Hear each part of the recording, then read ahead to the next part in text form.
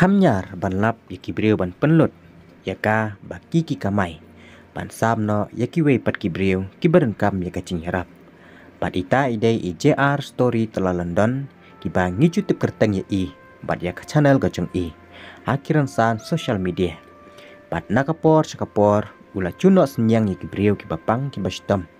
bat ki baran kam yaka cing harap ka bakerki udai ru ubreu ubam cukwa ya kacing yaro bat cupun i ya kadur kacung i wat akis ngi ya tho kacung i ru wat ngaru ubam cuklat ban pet ya kini ke video ceng i bat ngampat yu i ya kadur kacung i bat mentah lada kispa teli kilong yeng ulan no senyang haman lakatan cong karim kalaya bat haba no senyang haman laki telu yeng ida penen kamru ya kini ke kentien pet ba lani pet kong kane kepisah kadai kepisah cong kipat ba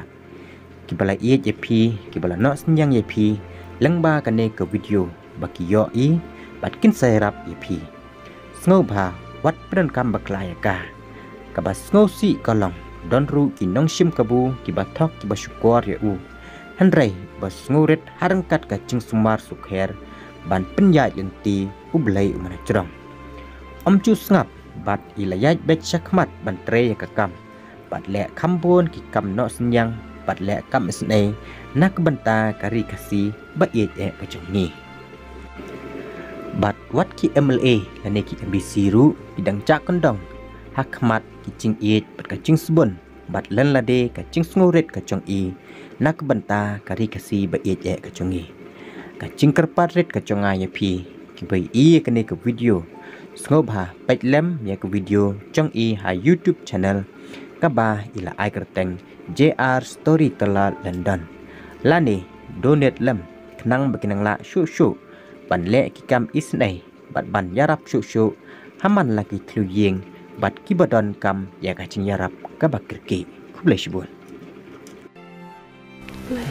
kublai shibun pi te kato le kumne patang pi ketua kepisah ke bangi ai pi kamde kepisah ke jongi ke kepisah chen ki petpa ke bi e ke borom ni pi bat ki basoi pi kuman para jong la thet khao hayeng bat so bha se lishim dawai lam ne klum te rangi karpari bai ba so bha bani san ilam nai perkhat ye ki bala he alasan pom perkhat lem tang nam tai ni klung te bani je sumar bat kini ki hep ke beret bakin yo alam ta ka bang ka dim kom mo ate kundi shakunta